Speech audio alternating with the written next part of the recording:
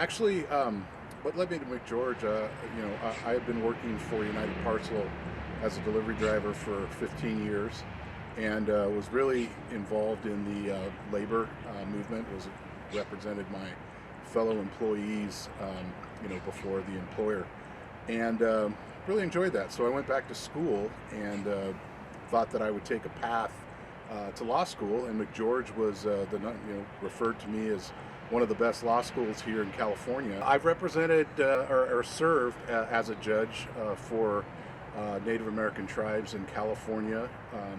Presently, I'm the chief judge for the Buena Vista Rancheria and the Pinoleville Pomo Nation. I'm an associate judge with the Pyramid Lake Paiute tribe out of Nixon, Nevada, as well as the Lovelock Paiute tribe out of Lovelock, Nevada. And I currently serve as the chief judge of the Oglala Lakota Sioux Nation Supreme Court in Pine Ridge, South Dakota. I'm an affiliate of the Isleta del Sur Pueblo, and I also have family relations to the Ketchikan Indian community of Ketchikan, Alaska.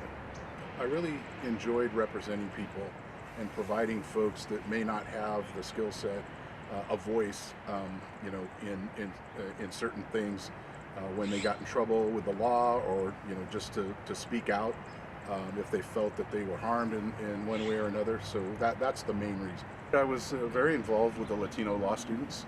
I served as their vice president for several years while I was here, and we put on different.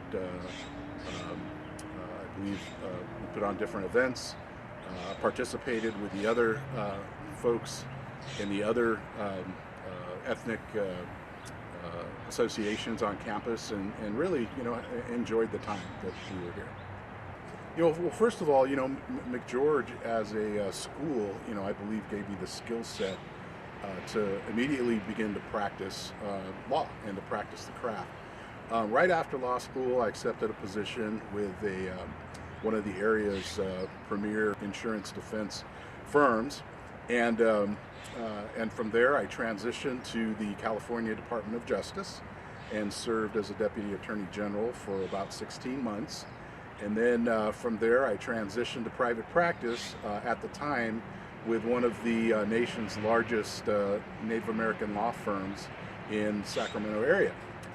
From there, I worked there for approximately 4 years, and then I got the crazy idea that I wanted to go ahead and practice law as a sole practitioner, and I started that in 2007 with one client. It's kind of like the Jerry Maguire program, and from there I transitioned that one client into numerous clients, and now I have a fairly thriving practice that includes both litigation activities, representation of Native American communities, and I also do some judging for Indian tribes and tribal communities. I participated in the trial advocacy program here and really enjoyed that. So right out of the gate, when I was working for my first employer right out of McGeorge Law School, I was in the courtroom almost immediately and felt really a level of comfort that as I understand it, in talking to folks that were new like me, that were new attorneys, didn't have that comfort level. I thought it was an outstanding program, and I've actually gone back and read Professor Leach's. I think he did a trial on the death of Kurt Cobain, and I found that fascinating.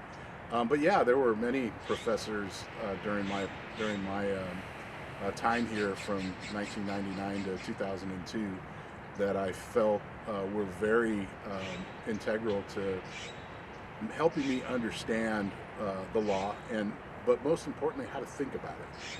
And I think that's one of the skill sets that I really appreciate from McGeorge is not only how to look up the law or find it, but actually how to think about it. And I call it kind of living in the gray, because nothing's really black and white when it comes to the law. I haven't had any McGeorge students work with me, but I've participated as a mentor for 1L students, and I've also participated as in the interview process for 1Ls to try to give them a step up and in their resume and their interviewing skills and those kinds of things. My biggest advice that I can tell any new law student is to keep at it. And to use all the resources that you have. That includes study groups, that includes your professors. Don't be afraid to ask questions, and the more you read cases, the more you will understand.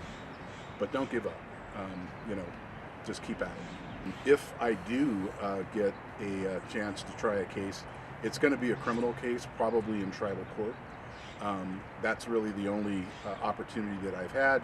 Although in Superior Court, I have had what I would call trial-like evidentiary hearings with regards to mental health diversion programs that the state offers. I do talk to quite a few of my classmates, and I have either given work or bounced ideas off them, or some of them have actually served as of counsel, contract attorneys for my firm, because I trust their work, and know that they're going to do a good job for the client.